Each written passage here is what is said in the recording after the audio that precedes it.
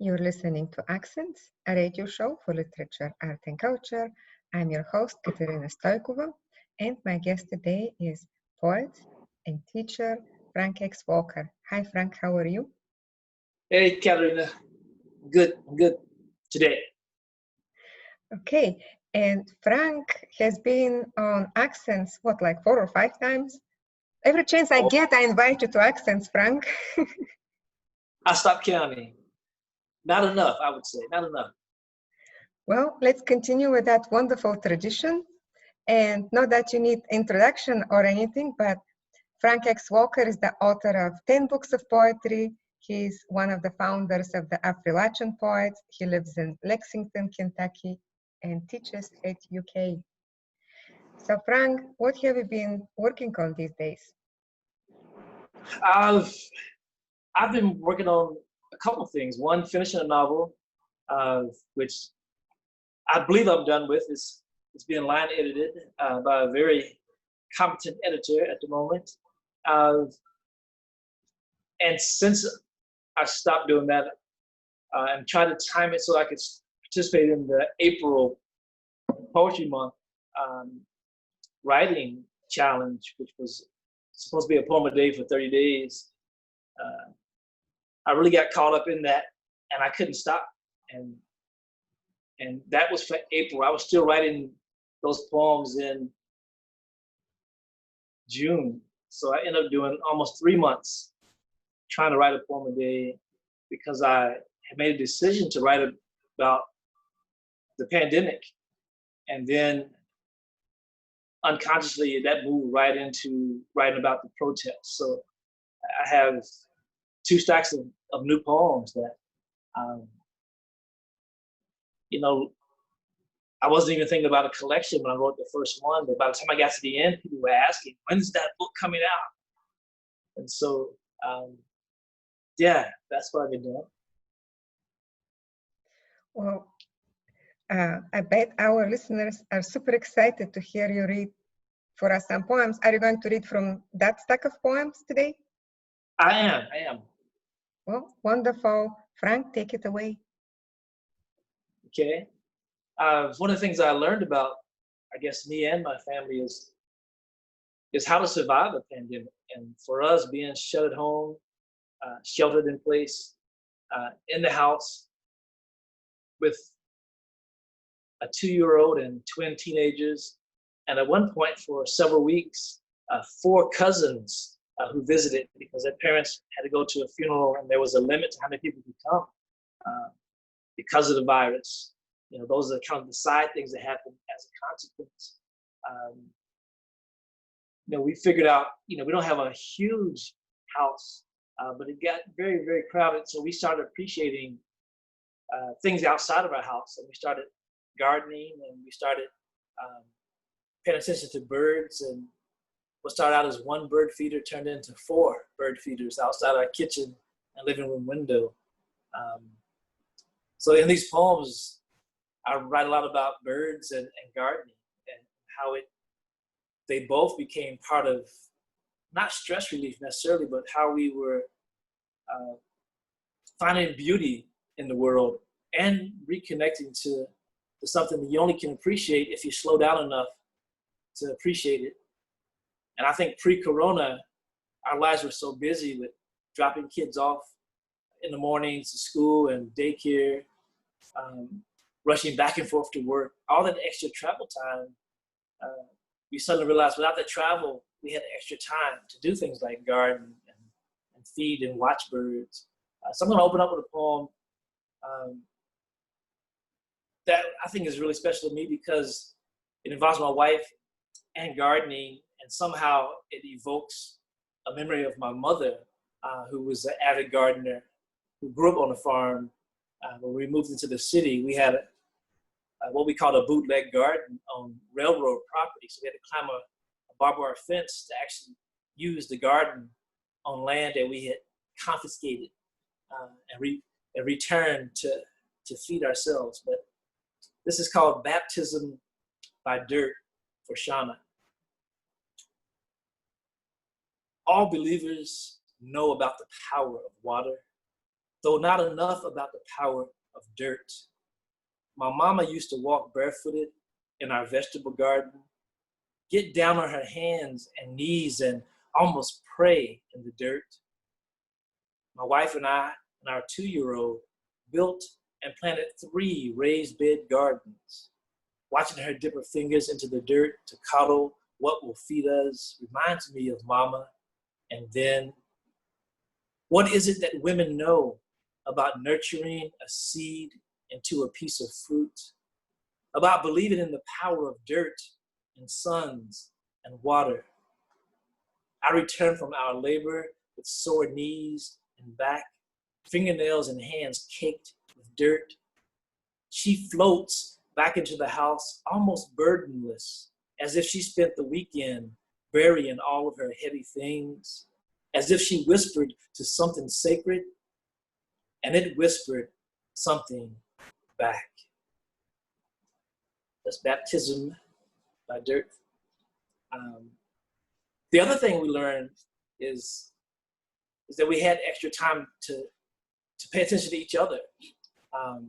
So this is also for Shauna, and it's called Verona Love. Our stay-at-home order has come with a silver lining. Suddenly, we have enough time to take our time with things that matter, with everything we may have taken for granted. Saturday, for example, my wife and I made love all day. Now, I don't mean we locked ourselves in our bedroom for hours and hours, stayed naked, and I mean all the kids slept in, so we didn't rush either. We took our time. We kissed, I mean really kissed. No pecks, no smooches. We kissed deep and long, and we meant it. I have to admit that the way the machine ran around here pre-corona, we were lucky to get a peck in before getting 4 of us off in 4 different directions to 4 different places, all before 8 a.m. A measly peck on those mornings had to last all day. So we didn't just kiss, we lingered in each other's arms, a place we found ourselves still clinging to after digesting the previous day's body count and news, trying to verbalize our worst fears as the headlines got closer and closer to our front door. We savor everything now. We know that if one of us gets sick, there'll be nothing but difficult choices to follow. If any of our kids were stricken and we were told we couldn't be at their bedside, what then? We hugged and flirted through breakfast. We held hands, sent private messages, planned a naked nap to coincide with our 2-year-old sleep time. The few we know who are dying will soon become many. We know there will be more funerals we can't attend. The impending loss is so heavy, it's hard to convince teenagers that the homework that used to be life and death is just that serious right now. So we smile and wink and touch and hug and kiss and squeeze and cry and laugh every chance we get. We don't know what's coming and who's going or if we will be among them. So take our advice. If you wake up already where you want to be and don't have to rush anywhere, recognize it as a gift. Take your time, linger, wallow. Forget finishing, don't stop. Leave a tender bookmark and come back as soon as you can. I think she likes that poem too. And there are several about, her running our homeschool with the kids. We have a joke about, our youngest is in Montessori, so we had a Mama-sori school that she was the dean of.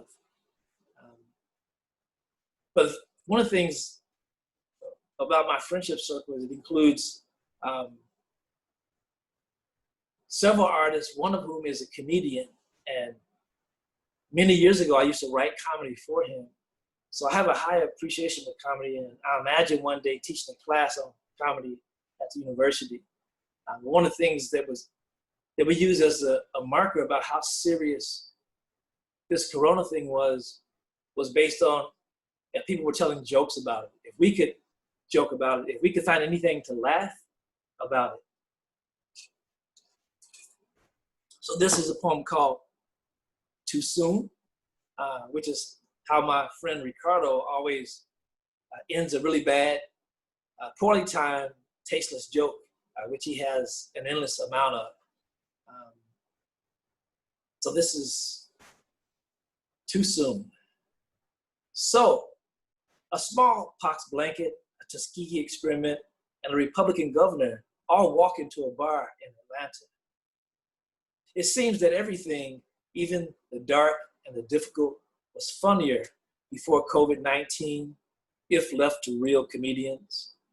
Dave Chappelle's blind Black Klansman skit interrogated the complexities of race and the irrationality of the American racism. Richard Pryor's personal struggle with addiction offered up humor born out of darkness and pain. They were rarely silly and goofy for saccharin's sake, never mean-spirited, targeting someone less fortunate just for laughs, making comedy self-deprecating without becoming minstrelsy is an art form, is a gift. But we won't know if we can really survive the coronavirus until somebody makes a joke and it only hurts a little. So I think even when it's funny, it still hurt a bit. This next one I'm going to read is kind of a bridge between the coronavirus and the protest poems, and it's called Masked Man Black. And it's the title poem that this next collection of work will borrow from. And it talks about the whole masking in response to having to wear a mask in public, but it also talks about the burden of being an African-American man in a red state, and watching how people responded to me initially when I appeared in public and in the grocery store with a mask on. This is called Masked Man Black, after Paul Laurence Dunbar's poem called We Wear the Mask, that has a line that says, "We wear the mask that grins and lies." Masked Man Black. Black male me walks into a store in broad daylight in a red state, black phone in my hand, wearing a black mask. You already know how this ends. Somebody felt threatened, somebody got shot. Black woman wailing makes news, but it isn't new. All the chalk outlines are white, all the states are red. The coronavirus doesn't discriminate. Racists still do. Peel off masks, no grins, no lies. So that's exiting the pandemic and moving into just straight protests. Poems. You can't even talk about a protest without mentioning something that's tied directly or indirectly to the White House. So this first poem is called DJ Battle, which is an allusion to hip hop and the DJs spinning records and turntables to mix the music.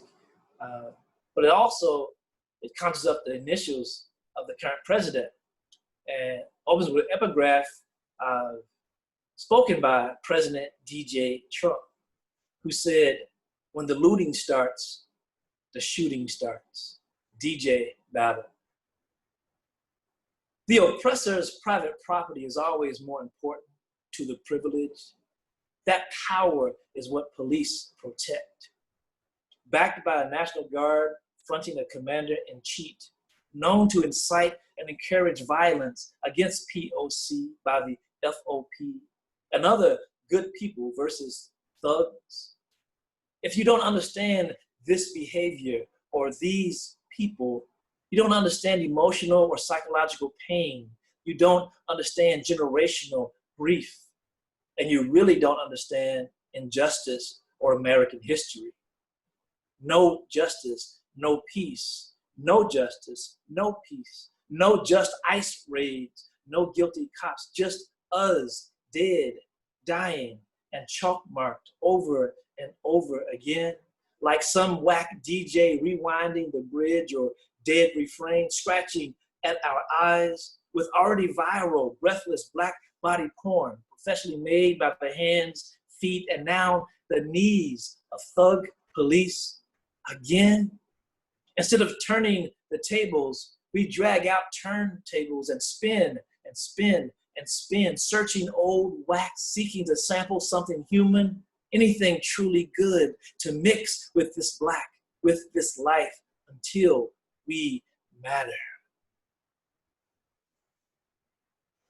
One of the things that is easy for me to really respect is the large number of young people, many of them my current or former students who are in the streets or been in the streets since day one, and not just in DC and Atlanta and Detroit and New York, but in Hazard, Kentucky, and Danville, Kentucky, and Winchester, Kentucky, all through the mountains, these small communities of committed people, this young, diverse, passionate group of individuals earned this poem I'm going to read. And it's a tribute to Amiri Baraka, who has a really powerful poem where the first word is who in every sentence. And it's a poem that's very critical of the United States establishment and government. This is called Combustibles. Who already sick and tired of the planned new normal? Who won't change now? Who demand justice? Who knows their lives matter? Who die the most at the hands of police? Who speak riot? Who loot and be made to look less righteous? Who set police cars on fire? Who grieve with bricks and water bottles and fire? Who eat pepper spray, flashbangs, and tear gas? Who say fuck the police? Scratch that one. And they curfew. Who burned the Target and the precinct down? Who ready to be the next hashtag? Hope we can edit that one out. Forgot that was in there.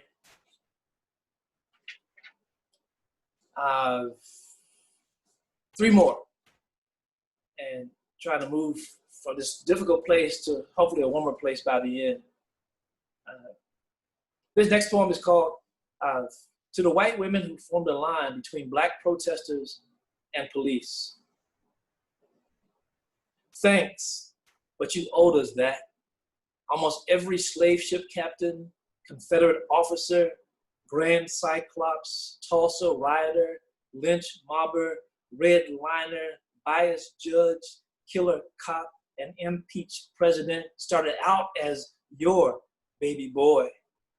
Almost anything good about men is often credited to their mother.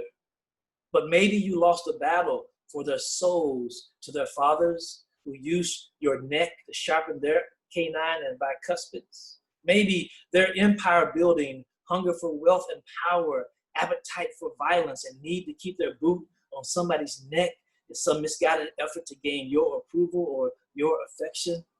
Maybe there was just something bitter in the milk. If you could smell their colicky breaths again, would you hug them to death? This next one is called Mrs. Buttersworth, Uncle Ben, and Aunt Jemima. Mrs. Butterworth, Uncle Ben, and Aunt Jemima walk into a bar in America. Butterworth says, I'm being repackaged. Ben says, I'm being rebranded. Jemima says, I remember when they branded my mama on her back.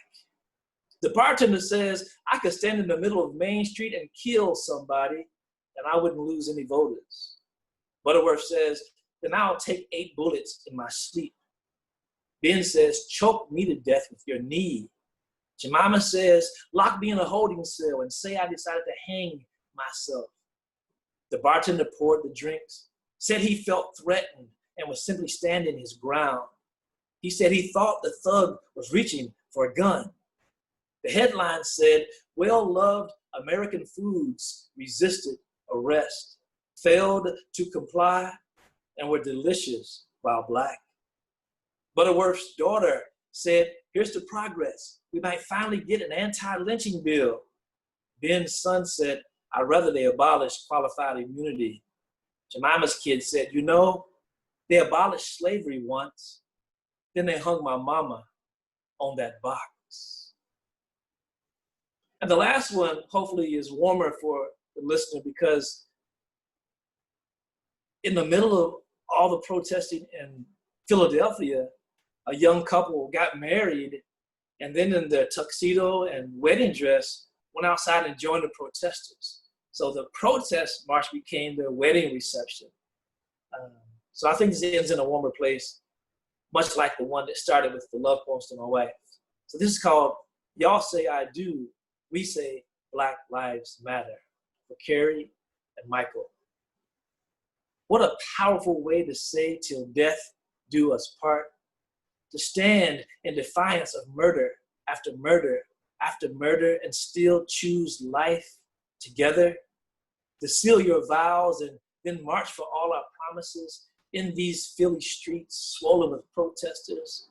They replaced thrown rice with tear gas and pepper spray, but it still felt more like a large reception for freedom than a riot.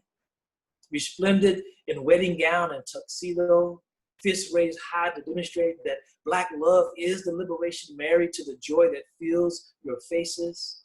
Thinking only of the honeymoon, where all couples know justice because Black couples know peace. And that's just a little segment of the new poems that that almost came nonstop. I mean, I had to slow down because they were coming so fast, but one a day for almost 3 months. I've never done that before. And I think it has as much to do with everything happening around us and how committed and connected I feel to that moment and the need to capture it. So I hope these poems will be received in that vein. And to me, it speaks also not only to how connected you are to what's going on around you, but also how connected you are to your own creativity and how committed you are to your own voice. I mean, one doesn't write 10 books by accident. Someone like you is in it for life. So, yeah. I am. I think that one of the privileges of being a writer is that it's something you can do. You don't retire as a writer. I don't know any retired writers. I think you write until you can, and that's the end. For me, removing, with all the technology, I think you could be confined to a bed and use voice activated technology and still create. So I think, to me, death for me at least is only equal to no longer having the capacity to create and write and share. That's death. And I'm really excited about these poems. And it's one thing to read them on Facebook. It's another experience to hear you read them. They're all amazing. Thank you for this selection. I have another question for you. Sure. And that is one that I ask all my guests who teach creative writing. And that is, what is the most important thing you teach your students? If there is one thing you want them to remember from you, what is it? To read. To read other people's work. To read what's being written now so they can get a sense of how they might fit into to their own world.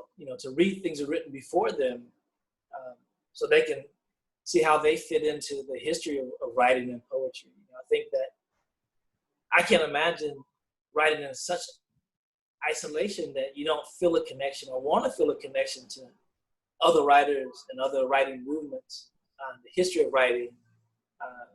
I've never thought of myself as doing something that wasn't tied to everything else that already existed. I never felt disconnected to the body of work that came before me because I'm a reader.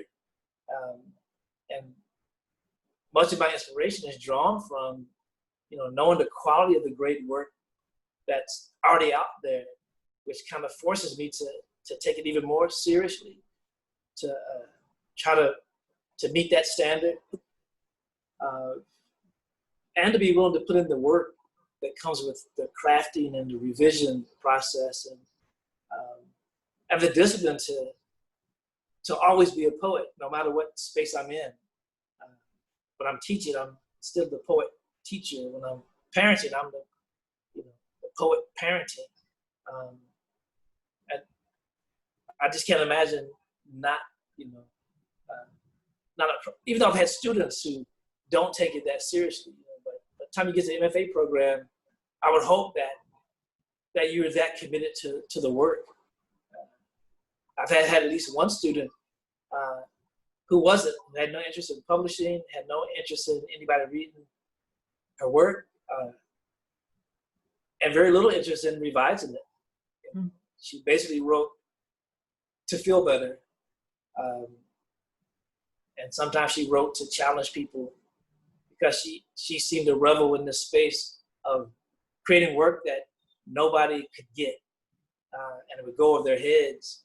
And I have trouble understanding that kind of use of the power of poetry to raise oneself up to this kind of artificial space where you are valued because people can't read you.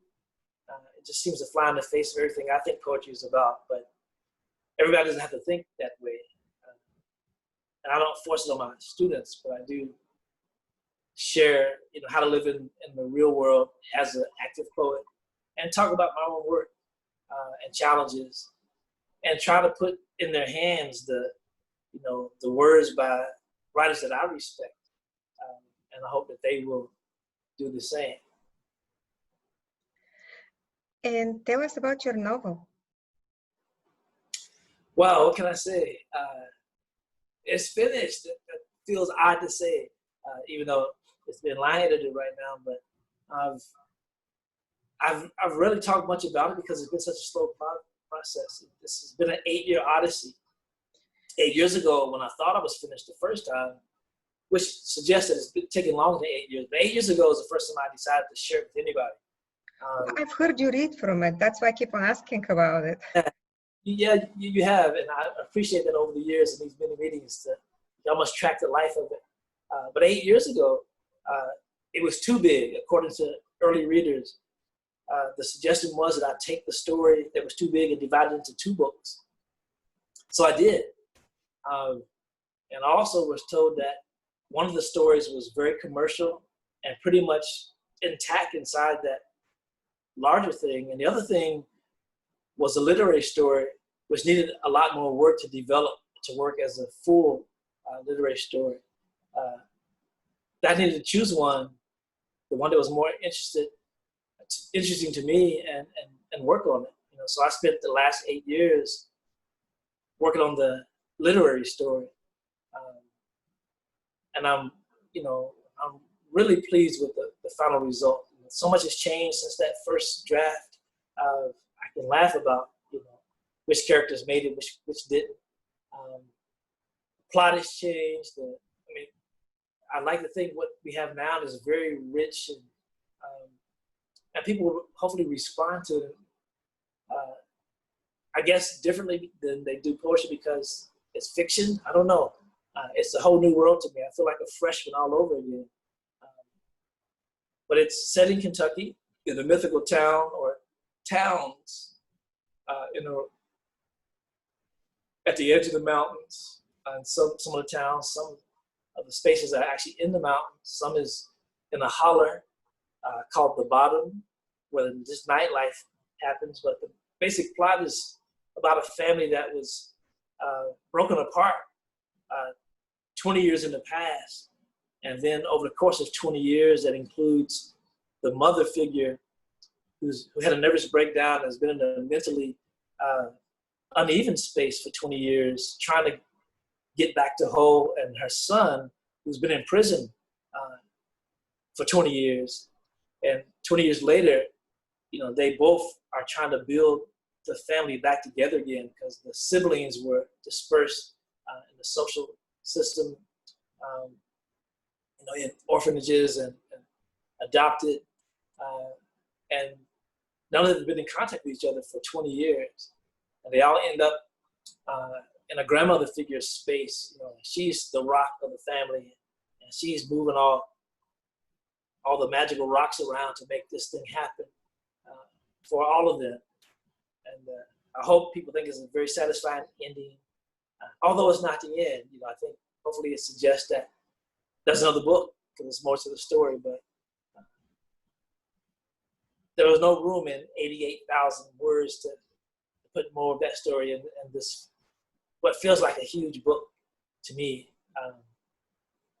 I'm excited about it. You know, I'm just, it's been nice to be a poet full-time again, to not think about what's there. But every time I'm forced to talk about it, I get excited all over again, because I'm reminded of the characters and their lives and the stories. And I have favorite passages and characters. My wife, same thing.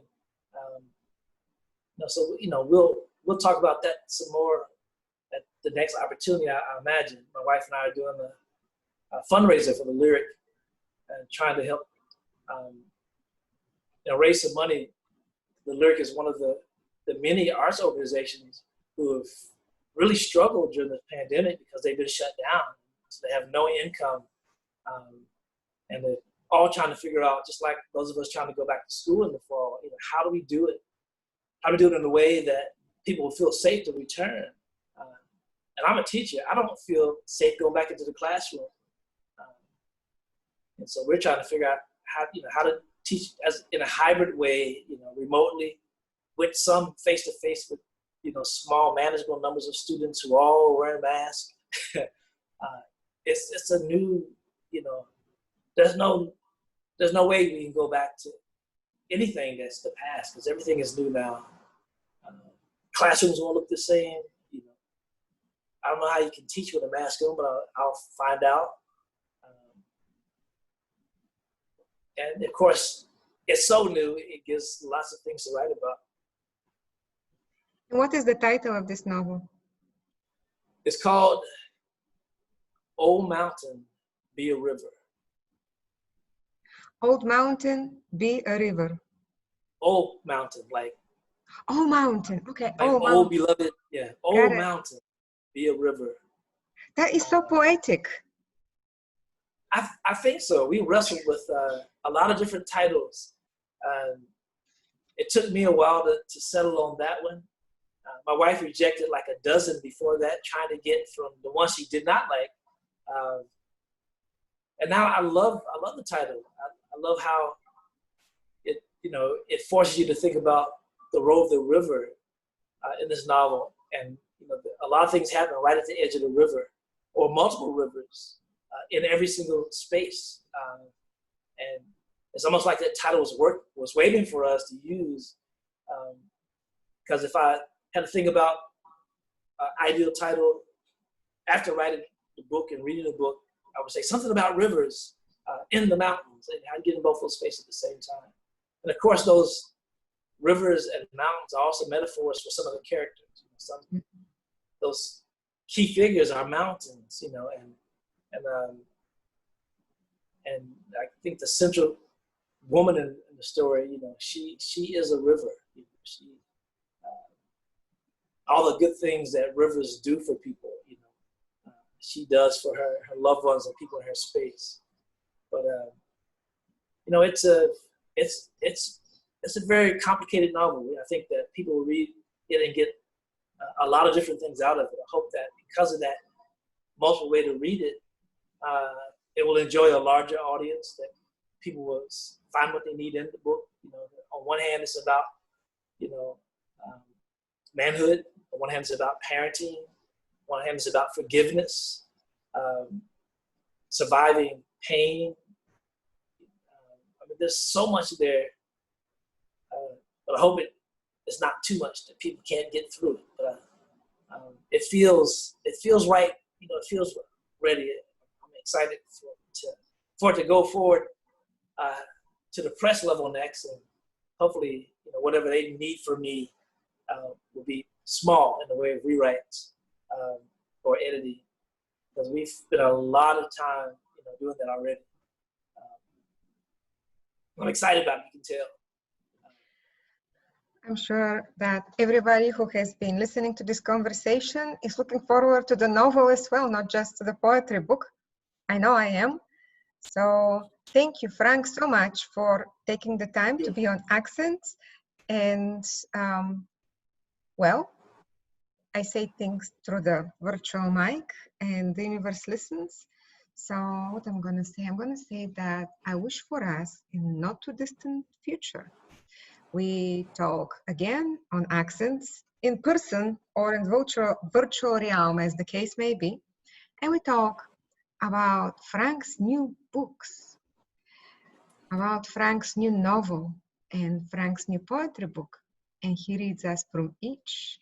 And he talks about the yet another project that he's working on really well. Keep on writing for us, Frank. Thank you so much. I have no choice. That's like saying, keep breathing, breathing, breathing. Yeah. Thank you. Keep things like accents happening in the world. So I think we need these audiences. And I love how you bring people together and share this stuff that, for me, happens in isolation. So now I'll go back into isolation. Thank you. Appreciate everything you do. Thank you.